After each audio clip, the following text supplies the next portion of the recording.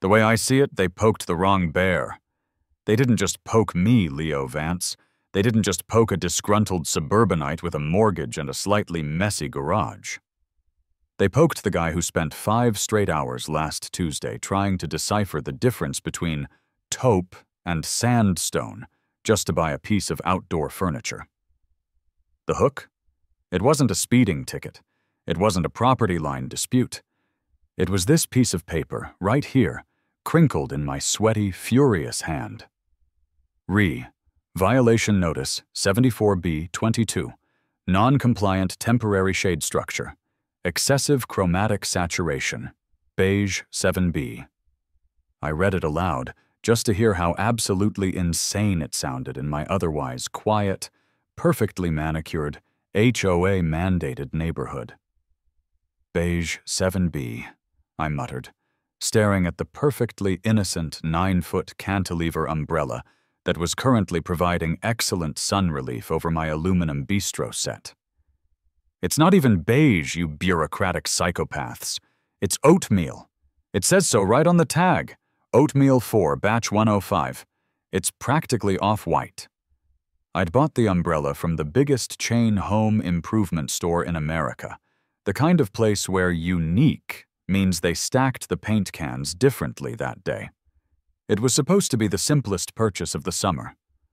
I'd spent 2 hours assembling the base, pouring 40 pounds of water into the plastic ballast and hoisting the damn thing up.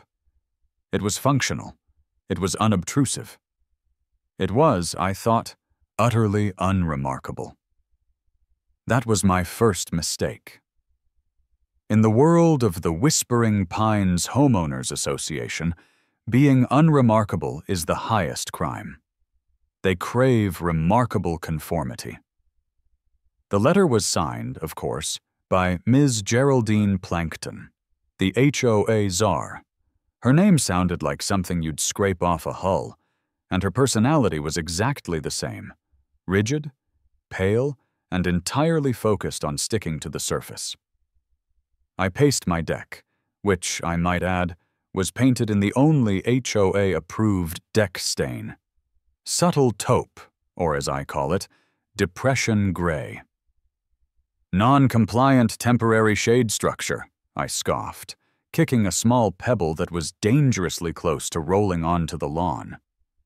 The lawn, by the way, must be mowed to precisely 2.5 inches. Not 2.4, not 2.6. 2.5. I know, I checked the bylaws. It's in Section 3, subsection G, under Acceptable Dimensions of Blade Flora. I called the number on the violation notice immediately. My blood pressure was already climbing past the point where I could be considered a reasonable human being. A chipper, yet deeply rehearsed voice answered. Whispering Pines HOA, you've reached the compliance hotline. How may I rigidly enforce our communal standards? This is Leo Vance, 1408 Hemlock Lane. I'm calling about violation 74B22. One moment, Mr. Vance, the voice chirped. A mechanical keyboard clacked rhythmically, like a tiny executioner sharpening an axe. Ah, yes, the excessive chromatic saturation fine. Section 5, Article L. Temporary shade structures must utilize a muted, natural color palette, specifically listed as sandstone, pale olive, or deep forest green. Your structure is flagged as an unapproved beige 7B, which our drone imagery shows has an unacceptable yellow undertone. I blinked at my oatmeal-colored umbrella. A yellow undertone? Are you telling me that a drone took a picture of my umbrella and then ran it through some HOA-grade Photoshop filter to determine its undertone? All drone imagery is processed against the official Whispering Pines color swatch archive. The voice, which I now realized belonged to a very nervous young man named Kevin, recited perfectly. Your deadline to remedy this is 2 weeks, or the fine escalates from $100 to $200, and daily non-compliance penalties apply thereafter. I leaned against the railing, trying to keep the sarcasm at a non-lethal level. Okay, Kevin, hypothetically, if I were to buy a new umbrella, say one that is sandstone, would that be compliant? Yes, Mr. Vance, provided the diameter does not exceed 10 feet, and the pole material is listed in Appendix B, Section 4. And if I were to just, spray paint my existing umbrella sandstone? A sharp intake of breath. Mr. Vance, any alteration to the material that affects the factory color consistency would be deemed an unapproved modification of a temporary structure, leading to a Class C violation, material integrity. That fine starts at $500. I sighed, rubbing my temples. So let me get this straight. My current umbrella, which is oatmeal, is too yellow. If I paint it the approved sandstone, I get fined $500. And if I buy a new approved sandstone umbrella, I spend $300 just to spite the HOA. Is that the gist? The gist, Mr. Vance, Kevin confirmed, sounding relieved that I had understood the impossibility of my situation, is that the existing shade structure is unapproved. Got it, Kevin. Thanks for the clarity. I hung up. Kevin was a symptom, not the disease. The disease was the entire HOA charter. For the next 2 days, I stewed. I went online and looked at approved umbrellas. They all looked like something designed by a depressed monk in 1978.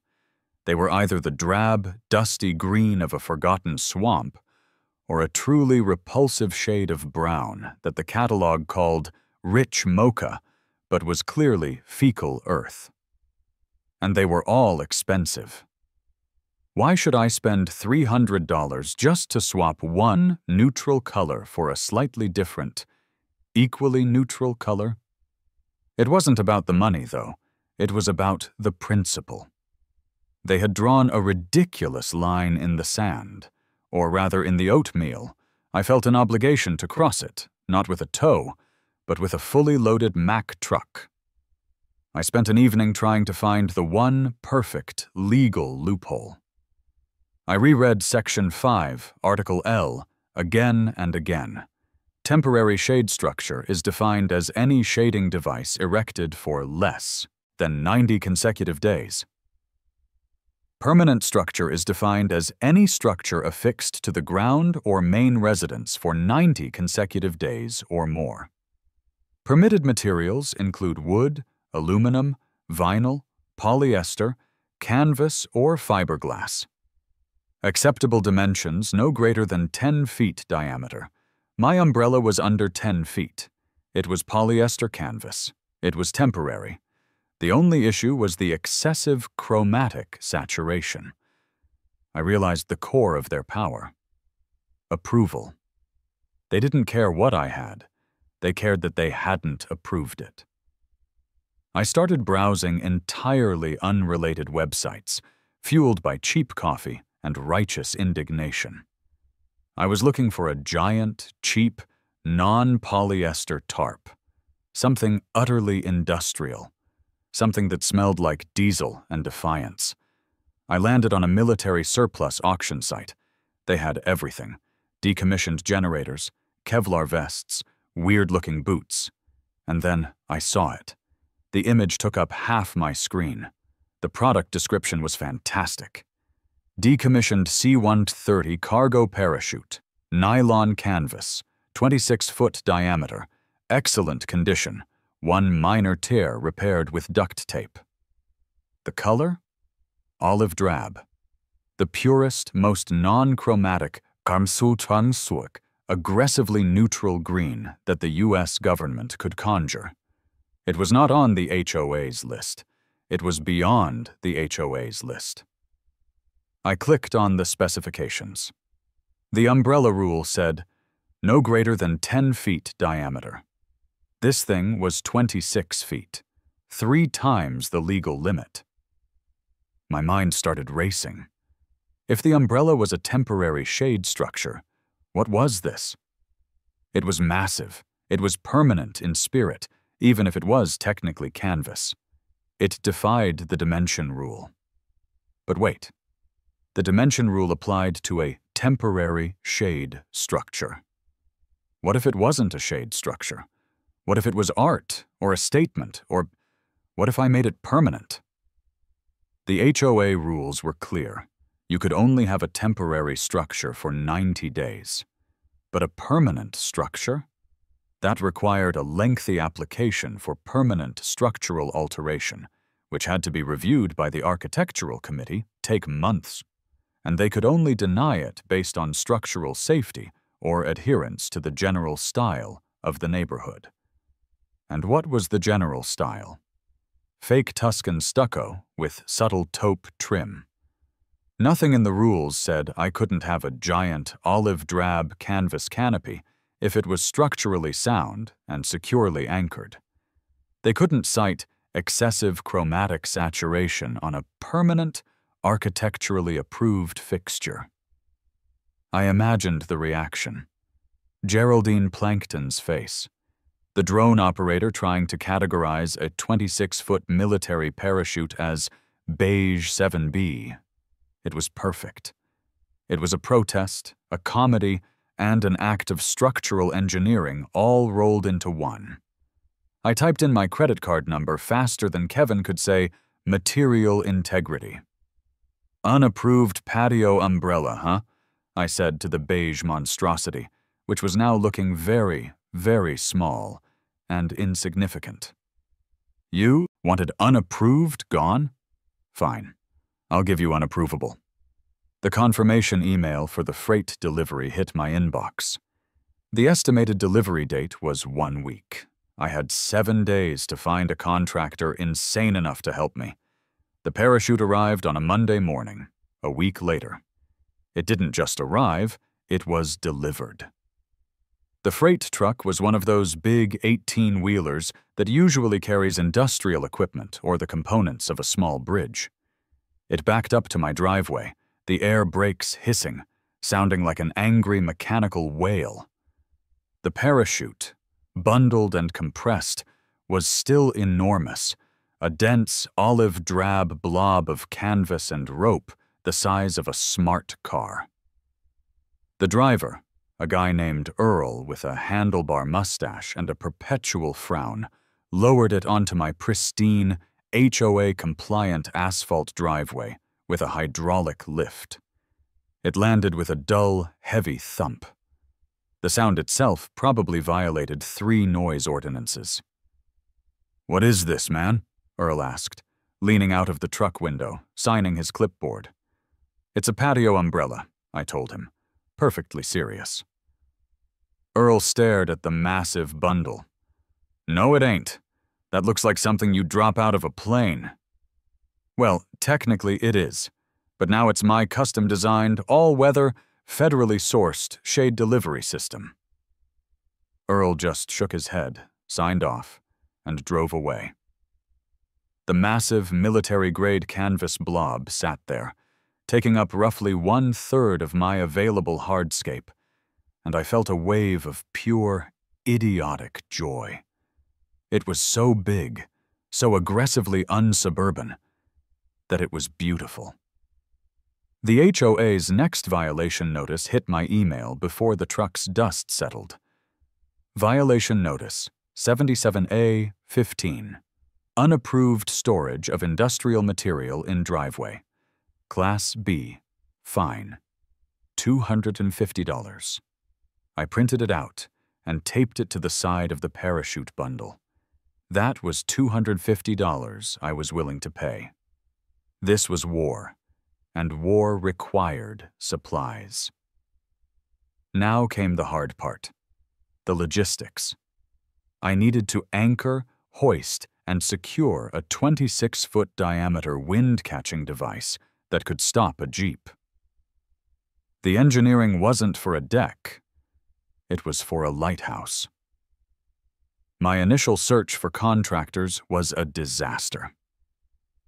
I tried 3 different approaches, all through the lens of a highly skeptical, yet technically brilliant tradesman.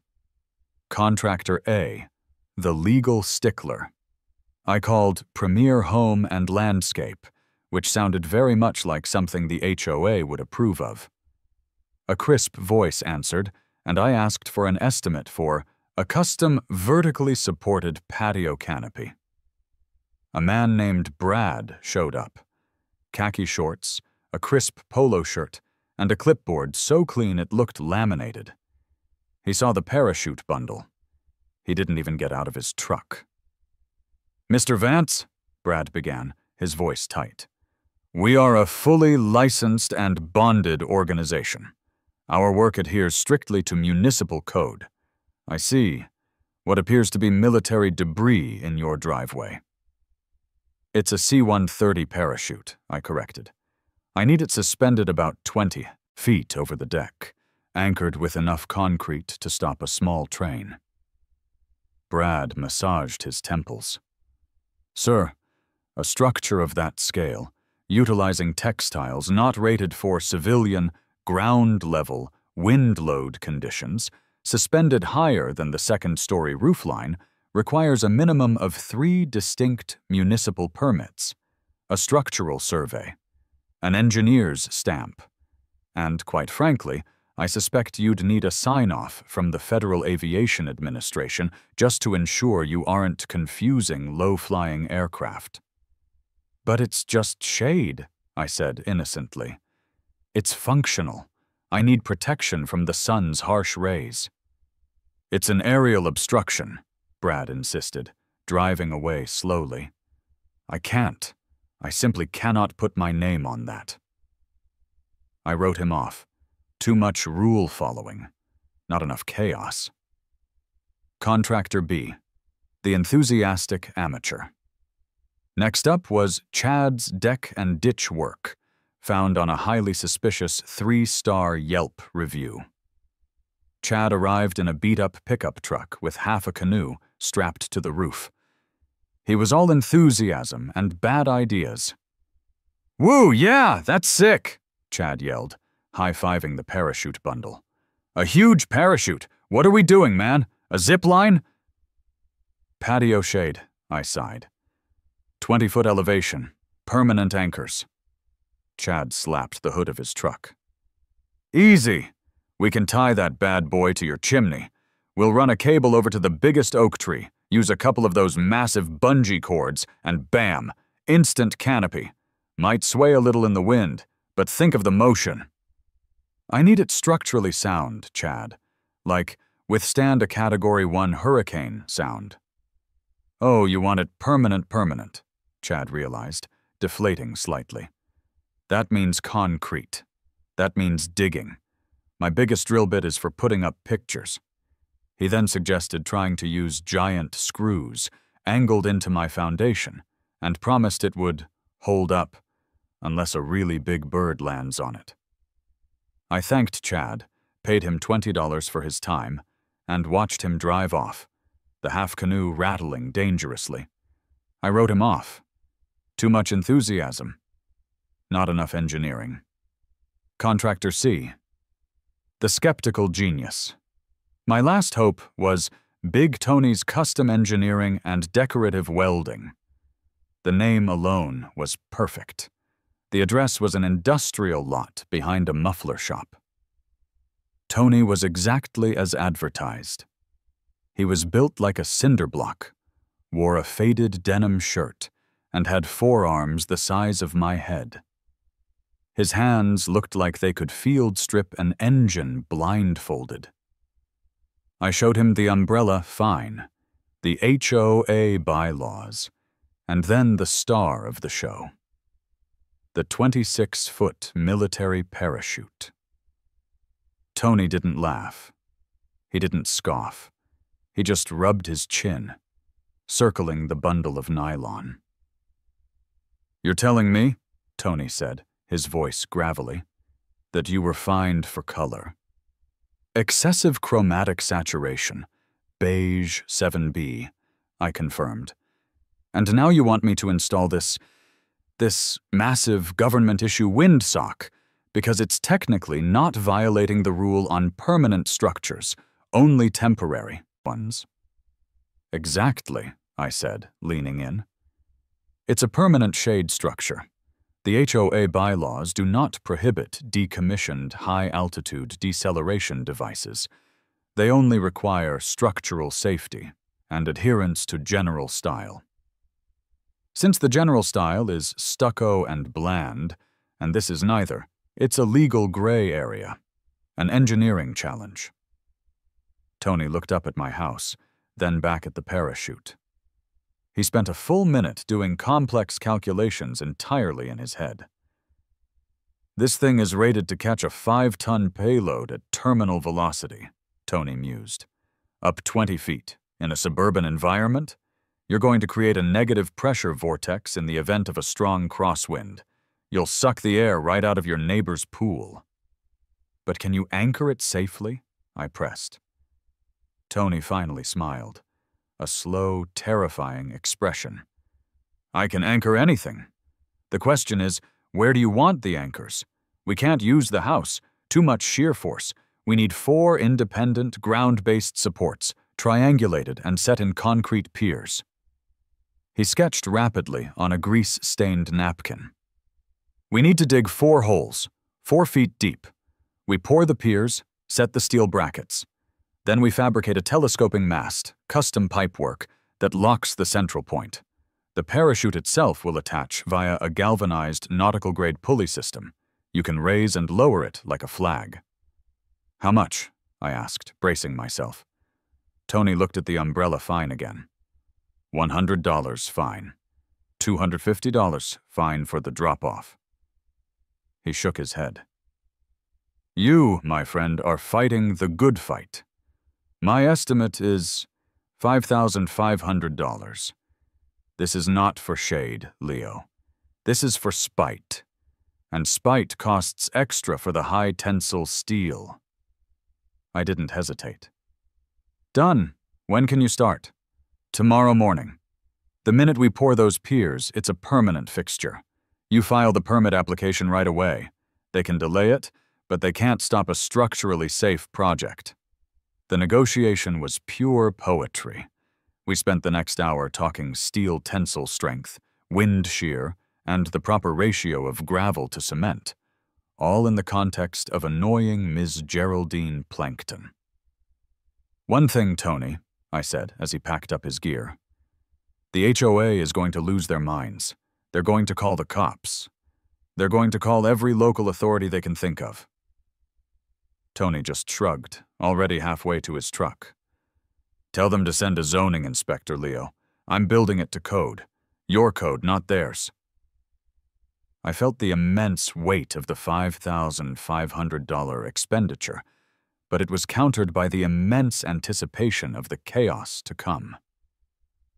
The umbrella fine was a spark. This parachute was a full-scale conflagration. The war had officially begun.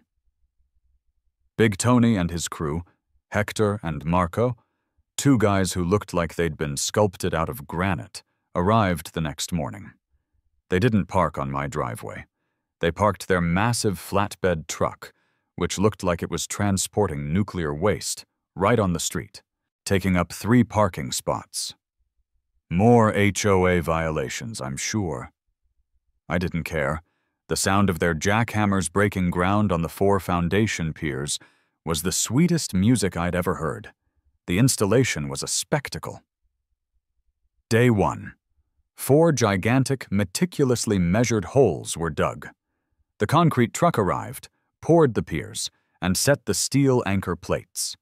The whole time, I could see Ms. Geraldine Plankton's curtain twitching from 3 houses down. I swear, the steel rebar they used looked thick enough to tether an aircraft carrier. Day 2. The custom-welded telescoping mast arrived. It was beautiful, gleaming galvanized steel, painted, ironically, in a color Tony called industrial earth tone, which was basically battleship gray. They bolted it onto the central pier and assembled the pulley system. My yard looked less like a suburban garden and more like the launch pad for a very silly rocket.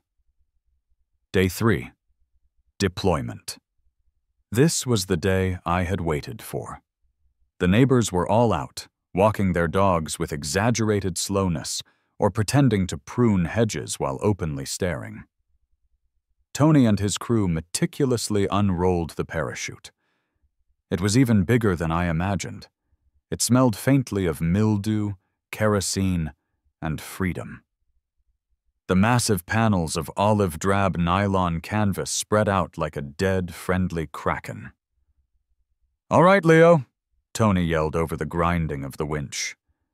"Ready for shade? Or do you want to rethink this whole attracting federal attention thing?" "Hoist the canvas, Tony," I said, beaming. "Hoist the canvas of righteous indignation." The electric winch whirred. The industrial cable groaned slightly. Slowly, dramatically, the giant parachute began to rise. It pulled taut, the line spreading like a spider web across my yard. As it reached the 20-foot mark, the center of the canopy billowed out, catching a gentle morning breeze. The effect was instantaneous, total, and absurd. My yard went from bright, sunny suburbia to the dim, protected twilight of a forward operating base. The sheer scale was overwhelming. The parachute eclipsed my entire backyard. It covered my deck, my lawn, my neighbor Martha's prize-winning rosebush, sorry, Martha, and half of the public sidewalk. The light filtering through the olive-drab nylon gave everything a strange, sickly, but incredibly dramatic green tint. I stood under it, arms crossed, feeling like a general reviewing his absurd, magnificent fortress. This was the most structurally safe and aesthetically egregious shade structure in the entire state of Ohio. And then, the sirens. It wasn't a fire truck. It was a police cruiser. Then another, and a third, pulling up discreetly behind them. I watched, internally chuckling, as 2 uniformed officers got out of the first car, followed by a middle-aged detective in a poorly fitting suit from the third. Tony, Hector, and Marco immediately stopped working and assumed positions near their truck, looking completely innocent, which they were, technically. Officer Rodriguez was the first to approach me.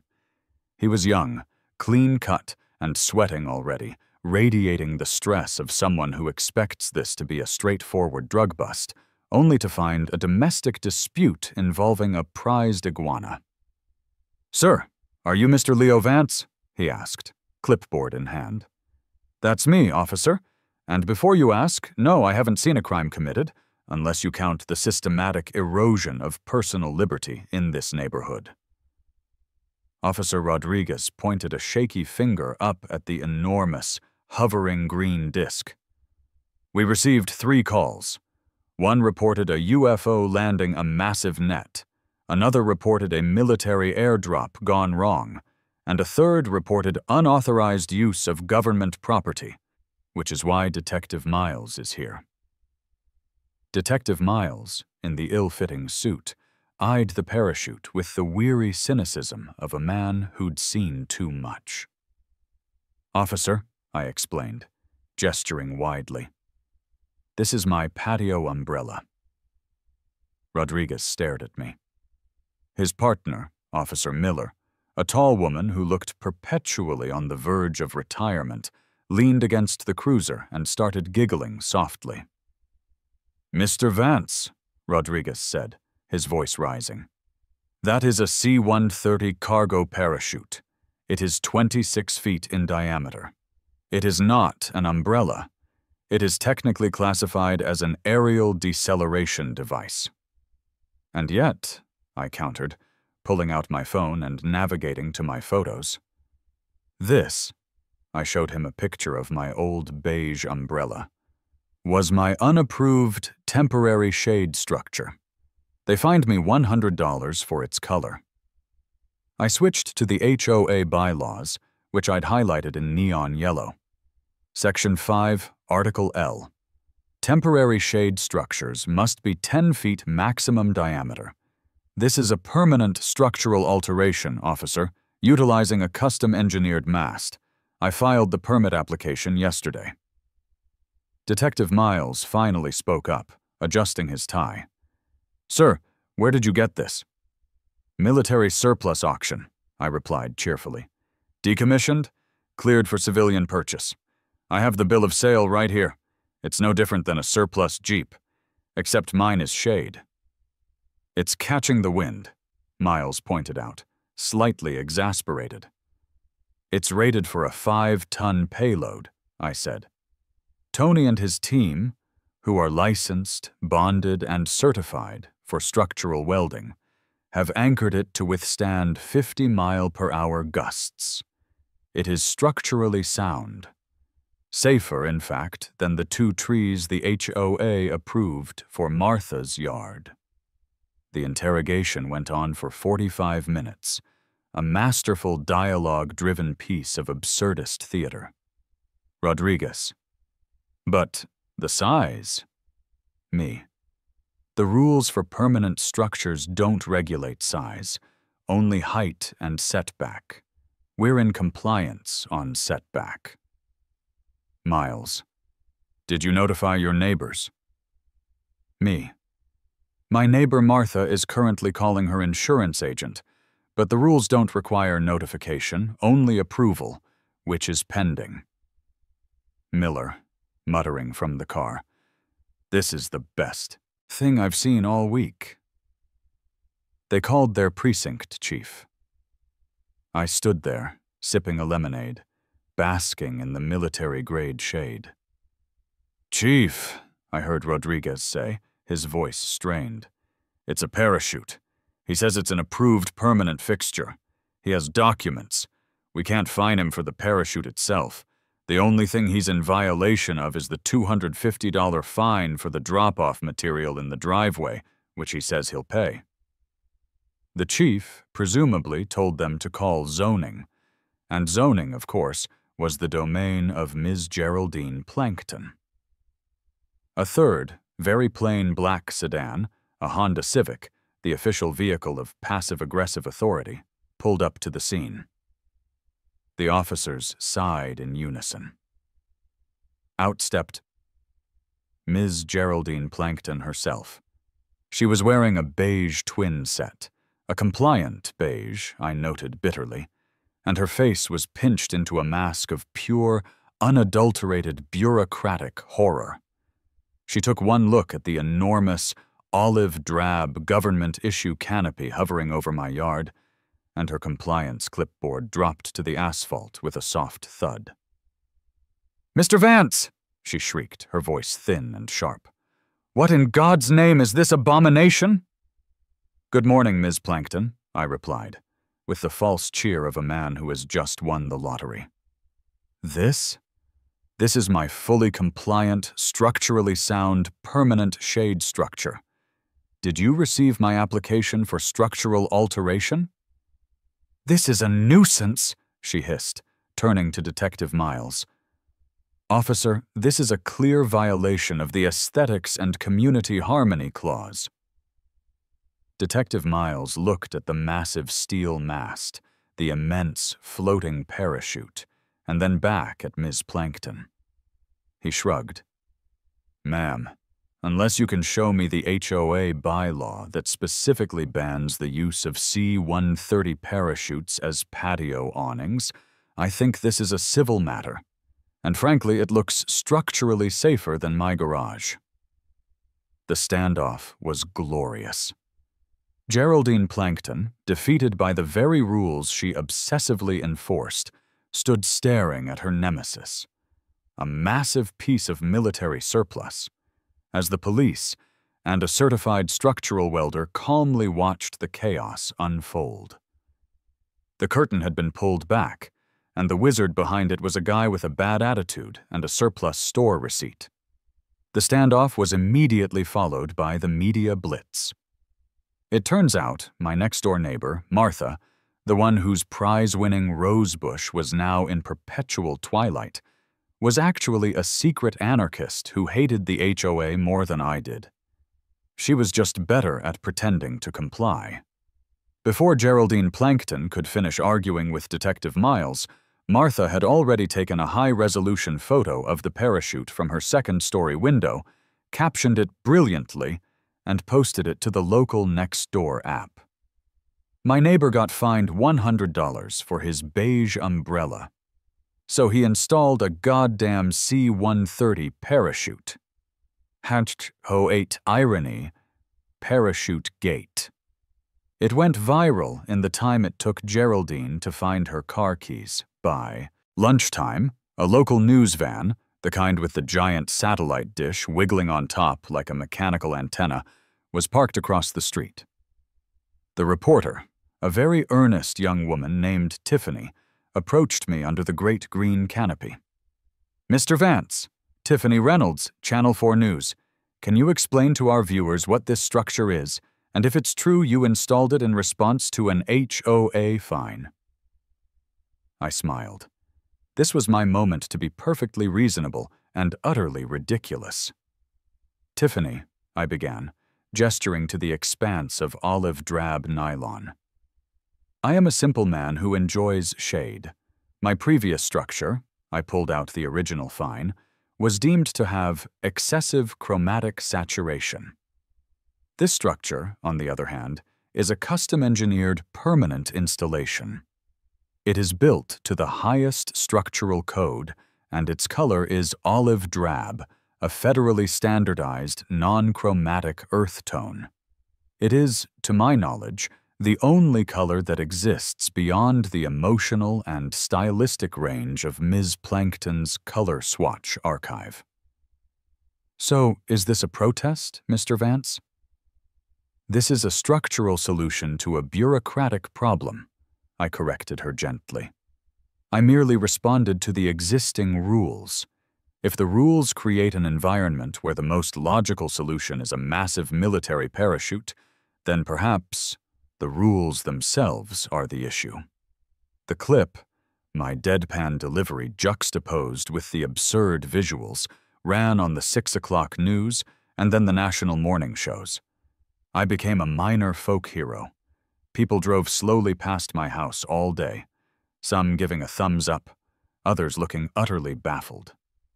The HOA, realizing they had a PR disaster on their hands, scheduled an emergency formal hearing for that Friday evening.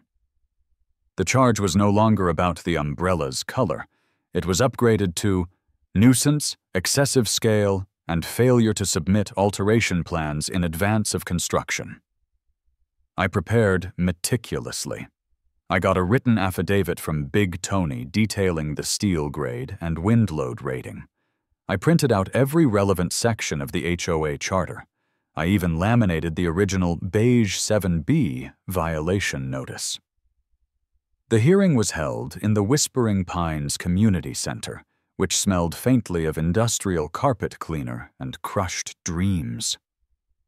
The board, 5 terrified, red-faced suburbanites, including Ms. Plankton, sat behind a long, folding table. I sat alone, facing them, under the harsh fluorescent light. "Mr. Vance," the board president, a nervous man named Gary, began, clearing his throat. "We are here tonight to discuss the airborne structure currently residing above your property." "It's anchored, Gary. It's a structure. It's not airborne," I corrected instantly. Geraldine Plankton leaned into the microphone, her eyes narrowed. "Mr. Vance, your structure is an absolute eyesore. It is creating an unacceptable aesthetic burden on the neighborhood. It is a nuisance." "Under which clause is it a nuisance, Ms. Plankton?" I asked, pulling out my own copy of the charter. She flipped furiously through her binder. "Section 12, subsection D. Any structure, activity, or condition which materially or unreasonably annoys or obstructs the peaceful use and enjoyment of a neighboring lot." I would argue, Ms. Plankton, I countered calmly, that the original fine for my beige umbrella was the true nuisance that obstructed my peaceful use and enjoyment of my lot. However, let's talk about the parachute.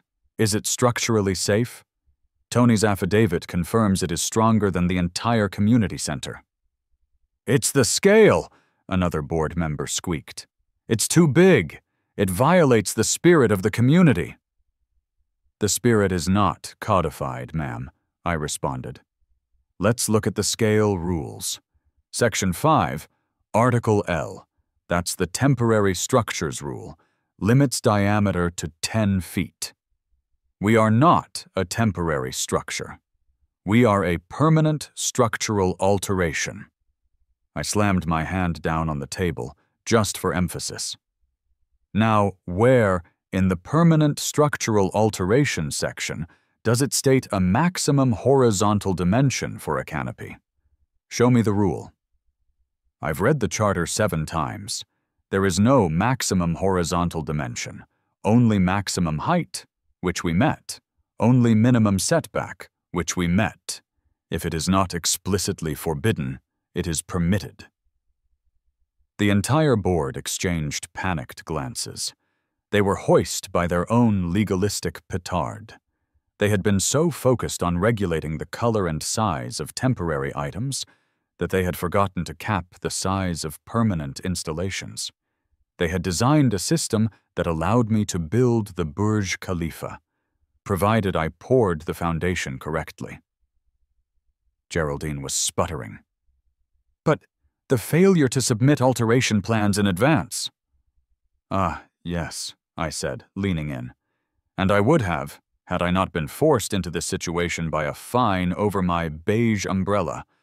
I filed the plans the minute the concrete was poured, turning the temporary construction into a permanent structure. You can fine me for the brief construction period if you like. A temporary structure fine of $250, which I'll pay immediately. But you cannot order the removal of a structurally safe, permanent alteration based on a vague aesthetics clause when the rules on dimensions are silent. The board, utterly defeated, huddled in a tense, whispery discussion. They couldn't deny the application without rewriting the entire charter, which was a 6-month process requiring a community vote. The media was outside. The optics were terrible.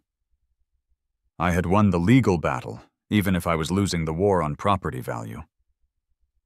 Gary, the board president, finally stood up, looking utterly miserable.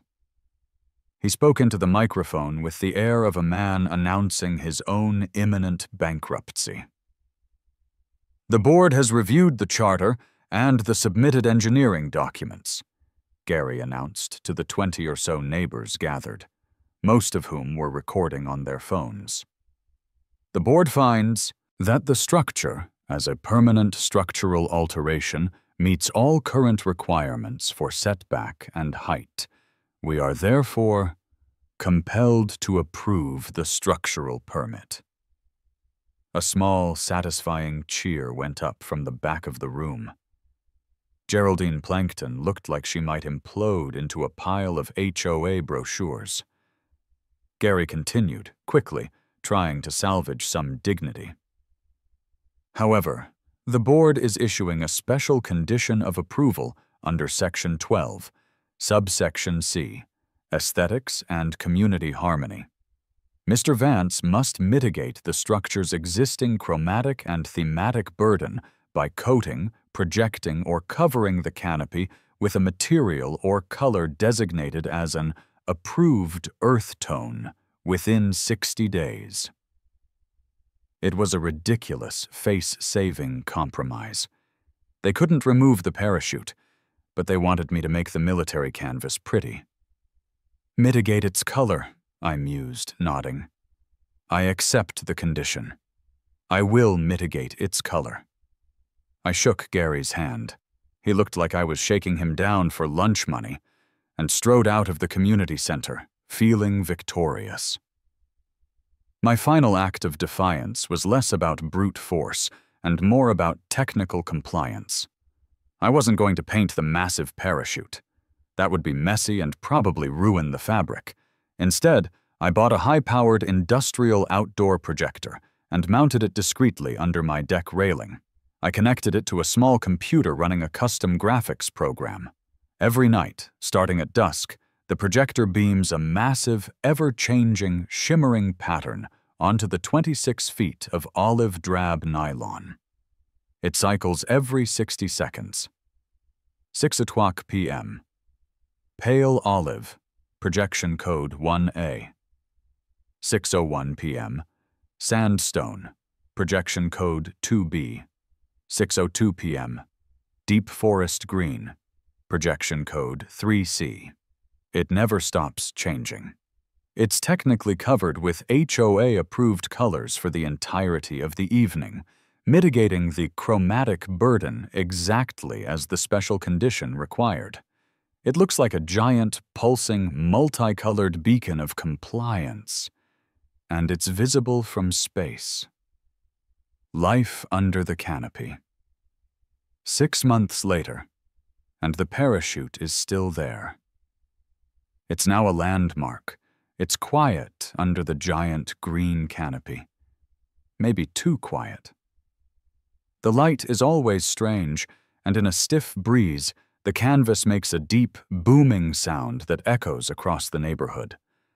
I sit on my patio almost every night. I call it the bunker.